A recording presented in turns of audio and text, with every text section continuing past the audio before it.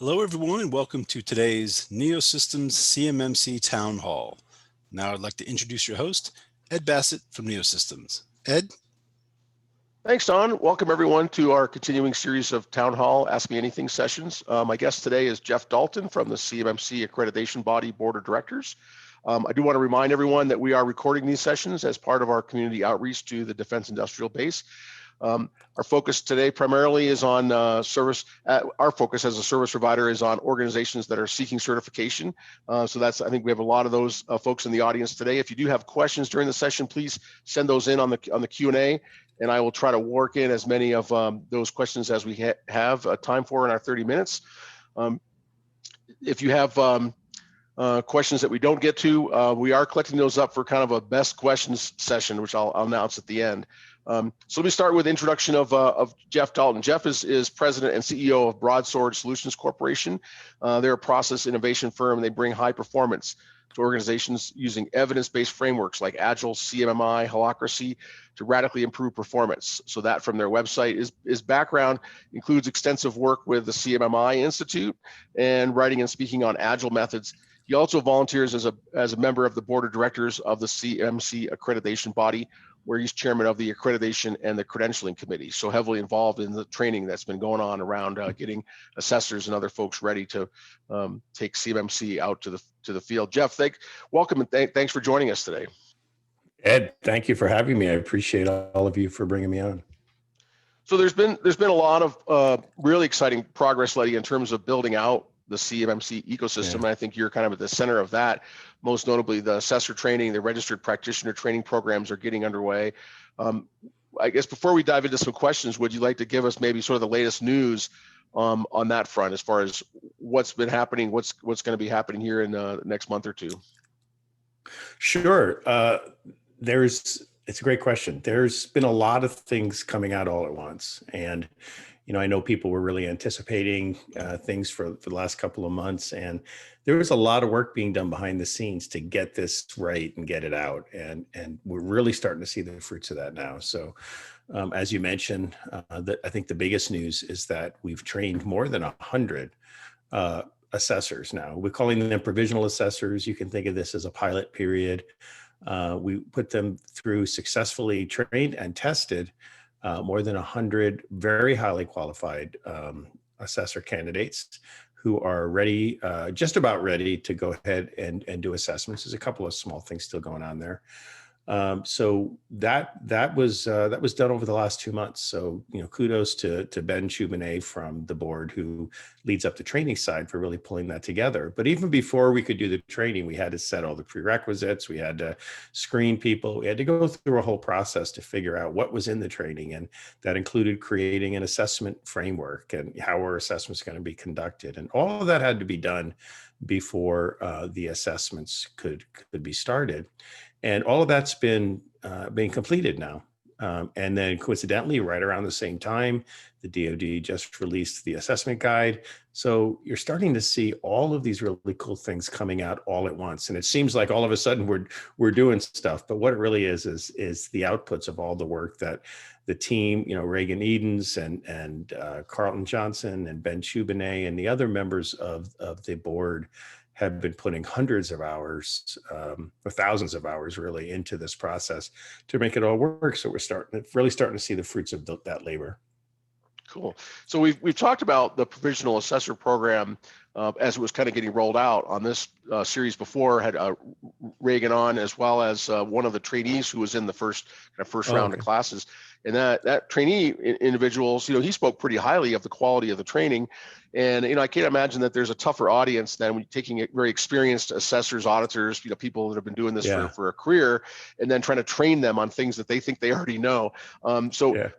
Give me some feedback on that experience on that first set of assessor training. Sure. What kind of feedback did you get from the folks that were in there? I know part of the provisional is that they would give feedback to help improve the training for others, right? Sure. Yeah, it's been really good. Of course, people in class tell us they're enjoying the training, but you're just sort of tracking what's going on social media, on LinkedIn and Twitter especially. People are speaking very openly about the experience with the training and how much they enjoyed it and how they thought it was well put together. One thing about the training that, because you bring up a good point, people come to the training, they're already very experienced CISOs or CISAs, or, have various certifications that they earned. They know a lot about this subject. And a matter of fact, they were put in the pool to be randomly selected because they knew a lot about this subject. And that was one of the requirements, that we bring, very, very qualified people into this and experienced people into the pool. But the classes really weren't about those subjects so much. People have asked me a couple of times. I did an interview, a media interview recently, and somebody says, why should somebody that, has all these certifications of experience take your class? Because they already know all this already. And we don't attempt to replicate like a CISA class, for instance, in our classes. What we're talking about is how to interpret the CMMC model when you're conducting an assessment. What kind of evidence might you look for? What is the meaning of the practice? What's the meaning of a process? What are the evidence sufficiency requirements? What's the life cycle of an assessment? Things like that is really what we talked about. And we go through all of the practices and levels and talk about that at every level. So that's new information for all of those people. Sure, a lot of the things they had some familiarity because of their experience with NIST 800-171, and of course they're experts at those things. But the class wasn't really about that. It was all about how to interpret it in the context of a fair and unbiased assessment. And that's really what we focused on. Cool. Is there a thought that some of that information will get published beyond the actual people who take the training class? Will it be published for consumption by those folks that are trying to get ready for the assessment and want to understand, how their assessor is going to be interpreting it, so they can interpret it the same way as they're designing and building in security? Sure. So the model itself is publicly released, so you can download the model, and it has a lot of good information in it. The assessment guides themselves are the work effort of the DoD and their partners, APL and the SCI, Johns Hopkins APL and the SCI. They did an amazing job on those. That's something they've developed, and they own the maintenance and distribution of. So I don't really want to. I don't know what the answer exactly is as to when and how, or if they're going to release everything. I'm sure you'll hear from the DoD on that pretty soon, though. Gotcha.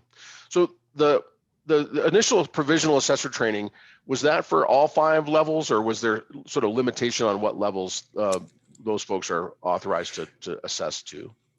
Yeah, so a lot of the decisions that we made, including what to teach in the class, was based on this idea of, what Katie likes to call, I think, walk, run, or walk, jog, run. I can't remember if it's 2 levels. Walk, run, is that, yeah. Yeah, maybe something along. In other words, start it out slow, try it out, do a pilot, and we have participated in pilots being run by our friends at APL, and so we have had 1 round of those. Now the provisional assessors are going to be the 2nd round, and we decided to focus on level 3 because that is the vast majority of the organizations that are going to be the primes on some of these contracts that are coming out. Of course, most of the assessments we expect to be level 1, but not for the really large or even medium-sized companies. We expect level 3 to be the target on that one. So we decided to include levels 1, 2, and 3 in the class, and still working on the level 4 and 5 content. Got it. So a lot of people, in fact, I've got an audience question already came in on this topic before we even got started. I think today, even at 11:03, is when can people schedule an assessment, right? So the audience question is, when can industry expect to see external auditors accredited, and be forecast about the schedule of doing an actual audit? And so, I think there's, we have the assessors, but we don't have any C3PAOs, right? So I think the next step is going to be to get those C3PAOs accredited and out in the marketplace. Is that accurate, or something else has to happen in there? No, that's right. So there's a few moving parts, and there's multiple partners on this. So we often hear, is the AB doing this, or is the AB doing that? And a lot of times it's one of our partners. So the DoD, of course, is a very active partner in this process. Katie and her team, led by Stacy Bastianic, are doing an amazing job, and they own pieces of this as well. as do our colleagues at the SCI and APL. So provisional assessors are out. There's some background check things going on with them that need to be completed, but that's in flight. And then C3POs have to be part of the ecosystem. So the way the system works is it's multi-layered. There is a C3PAO that manages the contract, the selling of the service, the quality of the service, the contracting of the assessor if they're an external person, and kind of just manages that whole let's call it the business side of it, including quality.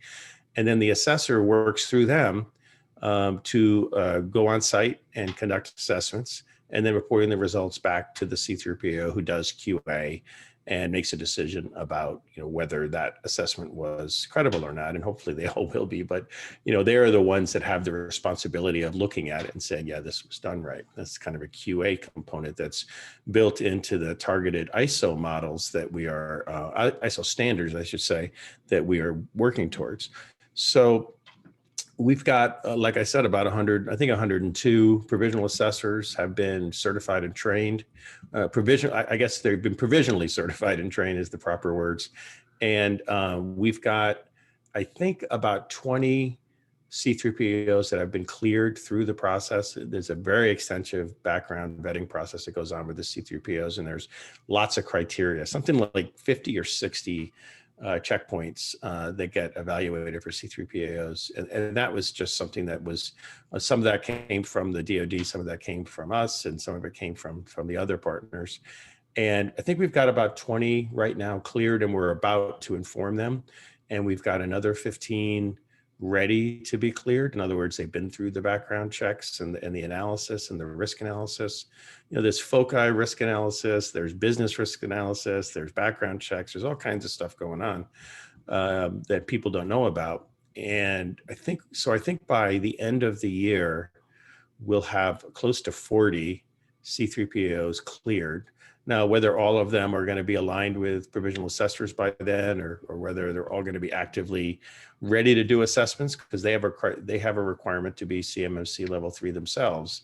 So it isn't going to be immediate, and that's fine, because the DoD is choosing the initial contracts that are going to be aligned with CMMC and are going to have CMMC in them, and they haven't announced that yet, as far as I know. So we're all working towards the same goal and trying to get everything to hit at exactly the right time. So you made a reference to those early contracts, those pathfinder contracts. So the DoD is selecting them. Have you heard anything as far as when they might announce that? I mean, obviously up to their schedule, but is that something that's been discussed that you've heard? I haven't heard anything official. There's been a lot of meetings and a lot of conversations. I haven't seen a formal announcement of exactly when they're going to hit. I know it's going to be soon. I would defer that question to Katie when she next meets with y'all. So is the intent to prioritize the sort of limited population of assessors and C3PAOs to work on those pathfinder contracts? And if so, is that prioritization going to be done by the AB, or is that something DoD is doing? I mean, is there, I guess the heart of my question is, will these assessors, the 40 you mentioned, the C3PAOs, will they be out there on the open market taking reservations for time slots, or are they going to have to work the pathfinder contracts, and how's that being dictated? Right. Well, I don't know that I would use the word dictated at this point. I think there's been a lot of conversations about how that's going to work. Our plan, when we came up with the number, we originally said 70 provisional assessors. That was the original number we projected to the market. And that was based on the 10 to 15 contracts that the DoD said would be in the initial pilot or pathfinder, or whatever word we want to use. And so when we did the math on that, we said, okay, that's probably about 800 companies, vast majority of them level 1. How many assessors do we need to do that within a reasonable window? And it was kind of back of the napkin back then, because nobody really had all the details. And so that's how we came up with the 70. And we said, okay, 70 can do this workload. And since then, we've kind of rethought it a little bit, and we've added some padding on that. And we have 25 now, as well as a bunch of folks from the DCMA DIBCAC who attended our training, I think about 30. went through the program as well. And so the idea right now is that those provisional assessors will focus on those 10 to 15 contracts. In other words, those 800 to 1,000 or so companies that will be in that original set. So that's my understanding of how things are going to work, at least for the first quarter or two. And then we'll start opening up training. And this has been Chubinet's territory, but the way he describes it, starting opening up the formal training, which is the certification training, which is a little more rigorous and has a couple of more levels to it.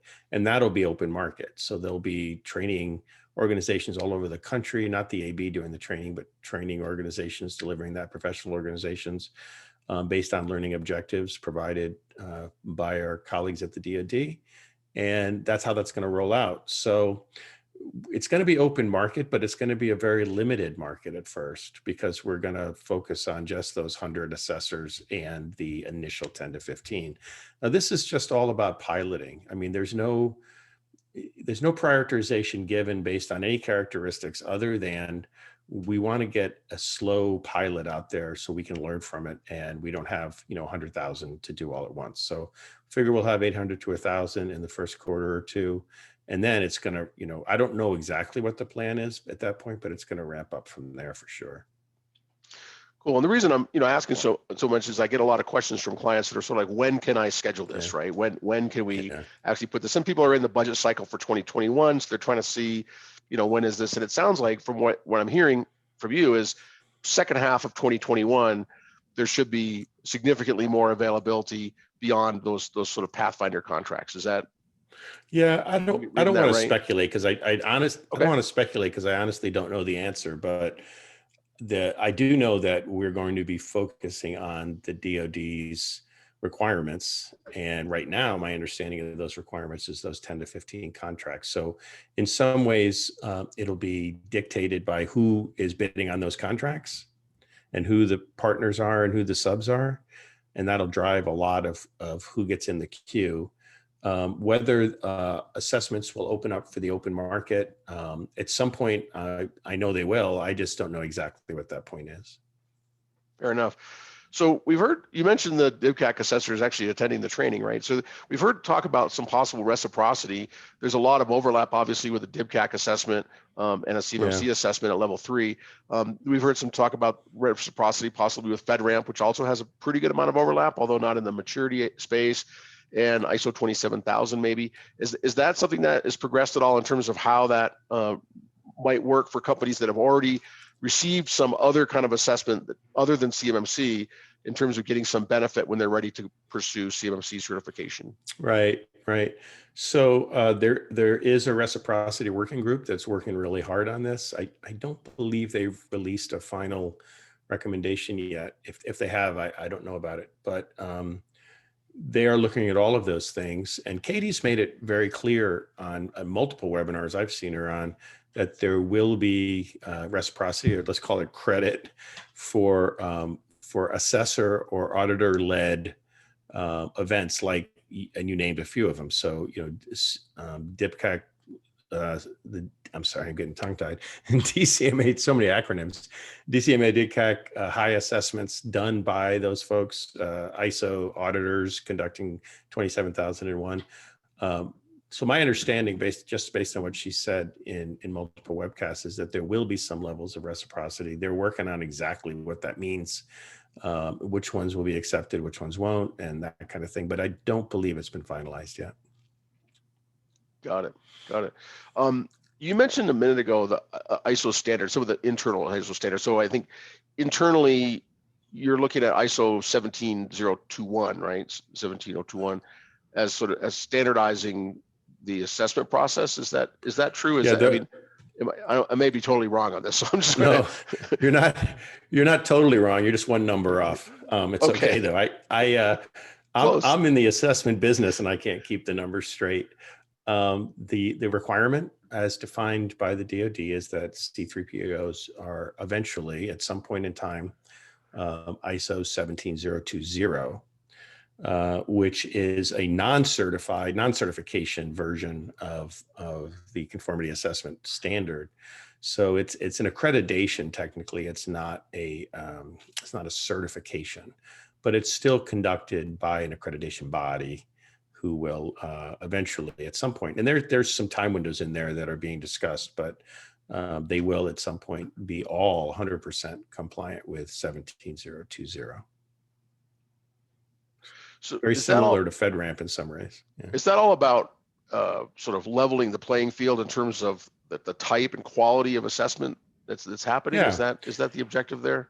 It's a, any of these models, pick any ISO framework you want, or CMMI or ITIL or CMMC.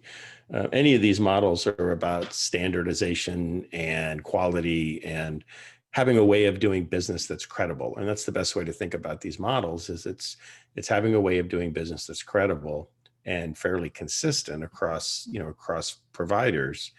And ISO is interesting because it has many different standards. It has standards that are very specific to the type of business you're in. So if you're in healthcare, there's a certain kinds of standards. If you're in engineering, there's certain standards. And 1720 is about conformity assessments. It's about running this kind of business. And so it made sense. We had some discussions about, various alternatives to that, but that is the one that the DoD settled on. And that's the one that is going to be required for all C3PAOs. Cool. So we've been talking a lot about the assessment process. Let me back it up a little bit and ask some questions about kind of the before the assessment. People that are getting ready, and that's the majority of folks in our audience are, trying to meet the standard, and they end up with a lot of questions about interpretation, right? So if they have a specific question that's not answered by reading the standard, or they can't get clear on the interpretation, want to kind of dive into how they could get answers to those questions, the authoritative resource that they could consult. So can you explain the different roles of the AB, the assessors, registered practitioners? So all those different parts of the ecosystem all play in terms of the ability to get answers. So I know there's a process for resolving disputes, but that's after the assessment. Prior to that, when it's a question of interpretation, how do you get to a firm answer that you can kind of take to the bank? Yeah. So, I've been doing this business a long time, and it's a really common question is, I want to be level 1 or level 2 or level 3 or whatever your target is, but I don't really get the meaning of some of this or how it all goes together. Or maybe it's just so overwhelming because 150 practices or whatever the number is, more than 100. How do I get my arms around this? And let me start by saying that there's a lot of really talented, excuse me, a lot of really talented cyber consultants in the market. There's a lot, and a lot of those are really qualified to talk about getting ready for assessments because they've had deep experience in all of the different standards that are out there. So we're not, the AB doesn't have an intention of sort of cornering that market. That's not really something that is in our charter, but we did want to have give people an opportunity to learn specifically about the CMMC. To get to be part of our ecosystem. And a lot of those consultants participated in that. And that's the RP, the registered practitioners. So the idea of the registered practitioners is that, they've had basic CMMC training. They have experience in consulting in the market. And I don't like to use the term, the authoritative source, because maturity models are contextually driven, meaning that there's different ways of looking at things sometimes based on the context of the organization. So I want to be a little bit careful that there's 100% authoritative source on anything. The assessment guide is really the best source for that DoD guide. And again, I'm not exactly sure what their plan is for releasing that. But the reason that we created the role RP for a couple of different reasons. One was we wanted some of these consultants to get CMMC training and be part of the ecosystem. We also wanted to sort of build a pipeline of future assessors because, we're going to need 3,000 assessors before this is over. And there just aren't 3,000 people available right now to be assessors that have that kind of experience. So, Katie was really clear on this. She wanted to make sure that people coming off of active duty had, an opportunity to get into a career, and that this was a way to sort of build up and get experience and move into the certified assessor role. And RP is the way to do that. So that's kind of a twofold reason why we did that. But again, I just want to stress to your listeners that it's not, we're not saying you have to be an RP to be a consultant in the CMMC space, but we're saying if you want to be part of our ecosystem, we welcome you and there's a place for you in our family. Sounds good. So let me ask about how maybe the independence requirements on a C3PAO might affect that. In other words, if you're looking for somebody to check something out ahead of time, back in the design time, right? Going to your C3PAO would make sense, but you don't want to cross the boundary there. Right. So how do those independence requirements limit the ability of the person you're eventually going to use for your assessment to answer questions earlier in the process, questions of interpretation? Sure. So and some of that is where the ISO 17020 comes in. And one of the reasons that it was selected was because there's pretty strict guidelines on maintaining an unbiased viewpoint and avoiding conflict of interest, as much as you can. So in the Code of Professional Conduct that it was actually reported on Inside Cybersecurity the other day by Sarah Friedman, she kind of analyzed it and talked about everything that was in it. And the Code of Professional Conduct that's signed by C3PAO owners and management assessors say, I will not engage in any kind of consulting at all with the company that is going to be assessed by us. So if you want to engage with an organization to assess them, you can't have any consulting history that is related to anything like, what is being assessed. That's just going to be a rule. So the assessors are going to have to attest to that and sign off on the fact that they had no relationship in any way with the company before. And so are C3PAOs. They're going to have to, the OCI, the conflict of interest is a serious thing. We take it seriously. Is any conflict of interest policy perfect? No, there's imperfection in everything, but we do our best to make it as close as we can. Cool.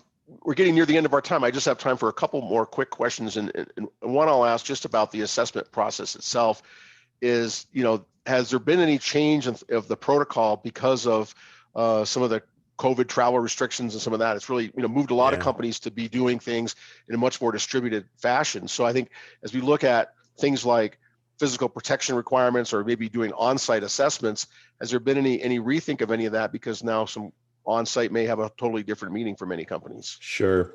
Yeah, that's a tough one. We've, working our way through this question came up a lot and we're just all like, boy, I hope COVID ends soon because, this is complicated. And, we're all hoping that. Everybody's hoping that. And, in my business, I've been doing lots of CMMI appraisals remotely. And, at first, a lot of people said that's not possible. And it's actually starting to work out pretty well. Now, there are certain practices in the CMMC model that are difficult to assess remotely if there's no one in the building, like physical security, like you just mentioned. Like, how do you validate that? So I don't know yet exactly what the policy. This is another question that really isn't an AB question as much as a DoD and an assessment guide question. I can tell you that there's conversations about certain practices that may not be possible to assess, and that there may be a process where there's a partial assessment and then there's a delta assessment when COVID finally goes away, if that ever happens, and it's going to happen. But so there's a conversation going on about that. But I don't think we have a definitive answer for how we're going to deal with some of those practices quite yet. I mean, COVID certainly will go away, but at least at some level become endemic, right? And then, but the distributed workforce situation probably not going to go away. We'll see what happens there. But. Yeah. I mean, that conversation is going on in every standard and every assessment, or I do agile assessments and I do CMMI appraisals, and that conversation is going on in all of them. That when COVID ends, do we go back to going on site or not? And it's a really interesting conversation because the bodies that manage these things have always pretty universally said these have to be done on site, and the data tells us you can't really do them on site. Well, the data is starting to tell us that some of them can be done on site, off site. and for the first time. So now the technology's changing. And so I guess stay tuned on that. I don't know where that one's going, but it's definitely going to come to a head at some point, in my view anyway. Good. So Jeff, let me end with just a kind of a wrap up question. So I know that certainly CMMC Accreditation Body in general, but the whole program has really been all out about listening. And so you're getting a lot of input from industry.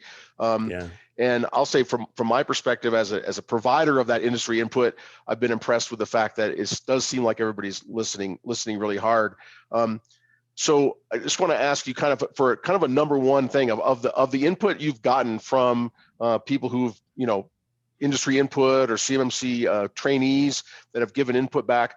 What's kind of a number one thing that sticks out in your mind as something that has come in feedback that has really changed or improved how you're doing business, where that input has made a significant difference?